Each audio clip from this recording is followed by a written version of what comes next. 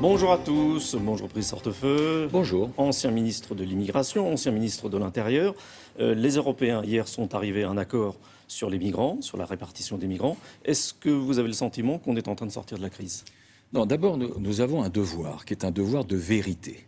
De vérité aux Français. C'est que cette question migratoire, c'est un sujet, c'est un défi qui est un défi long et profond, mais que c'est un défi que nous avons les capacités de surmonter.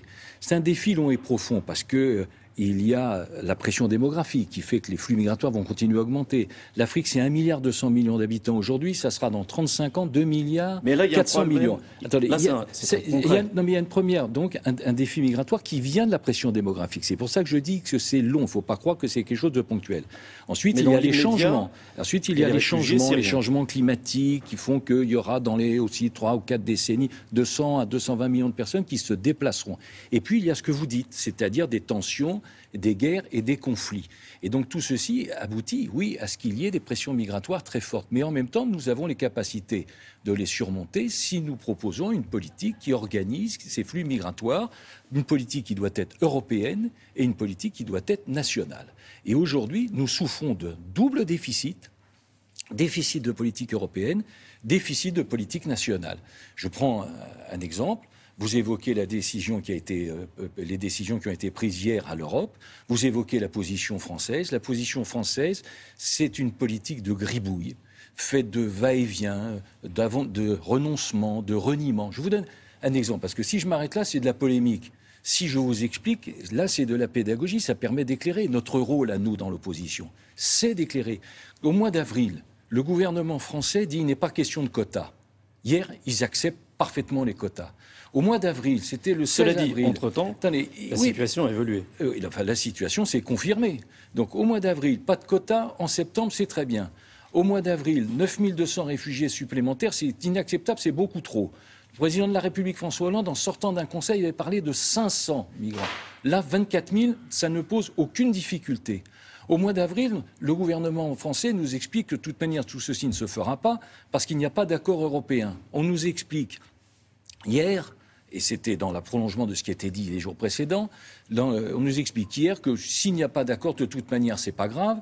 Dans un premier temps, d'ailleurs, on nous dit on contraindra les autres États, il y aura des compensations financières, et vous l'avez certainement observé hier, ce qui étaient les contraintes, ce qui étaient les compensations, tout ceci a absolument disparu. C'est ce qu'on appelle une valse à 3 temps. Cela dit, il y a eu hier soir quelque chose qui s'est passé d'important. La Pologne qui ne voulait pas accueillir de réfugiés, maintenant elle est d'accord. Oui, il y a eu une évolution, mais vous avez néanmoins que plusieurs pays qui ont manifesté une hostilité qui était une hostilité publique.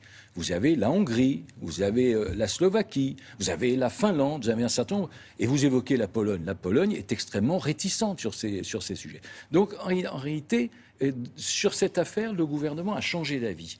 Et quant à la politique française qui a été menée... Est-ce que l'avis qu'il a aujourd'hui vous paraît meilleur que celui qu'il avait auparavant, tel que vous le problème, c'est qu'il faut attendre celui de demain, puisque je viens de vous démontrer très clairement, mais je le dis aussi malheureusement, vient de démontrer que le gouvernement n'avait pas de politique lisible. Et je le démontre aussi sur le plan national. Le gouvernement français fait des coups de menton sur le thème « nous reconduisons ceux qui sont en situation illégale ». C'est pas vrai.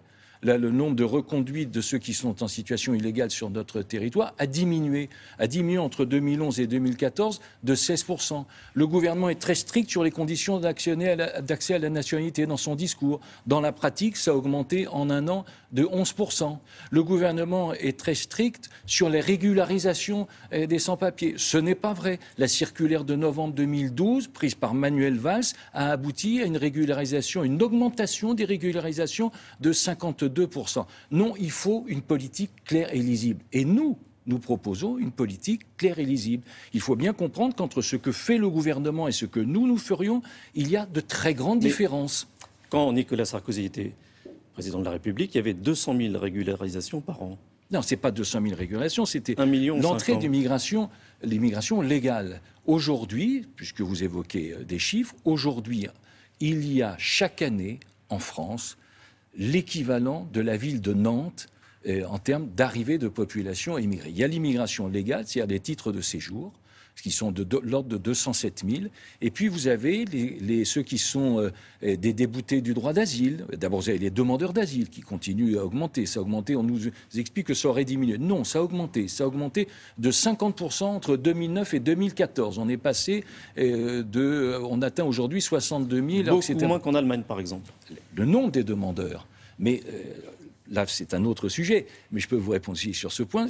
L'Allemagne enregistre plus de demandeurs d'asile aujourd'hui. C'est vrai, donc en arrivée. Mais en termes d'accueil de réfugiés, d'étrangers ayant un statut protecteur, c'est-à-dire un statut de réfugié. La France est aujourd'hui le pays d'Europe qui en compte le plus. Donc nous n'avons absolument aucune leçon de générosité à recevoir. Et ne comparez pas l'Allemagne et la France sur ce point, parce que la situation de l'Allemagne est totalement différente. Depuis les années 70, le nombre des décès est plus important que celui des naissances.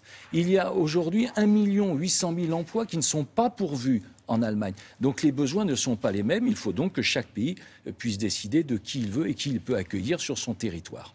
Autre sujet très différent, l'UMP est devenu les Républicains. Le nombre d'adhérents depuis l'arrivée de Nicolas Sarkozy a baissé. Est-ce que c'est un échec? Non, le chiffre est inexact, c'est sensiblement le même. C'est 179 000 aujourd'hui, c'était 180 000 l'année dernière. Et il y a une explication très mécanique que chacun peut comprendre, c'est que l'année dernière, il y avait l'élection à la présidence de notre famille politique et ça suscite naturellement toujours un effet d'adhésion et surtout de renouvellement. Mais je ne sais pas si c'est pour vous rassurer que je vous dis ça, mais en tout cas c'est pour vous informer.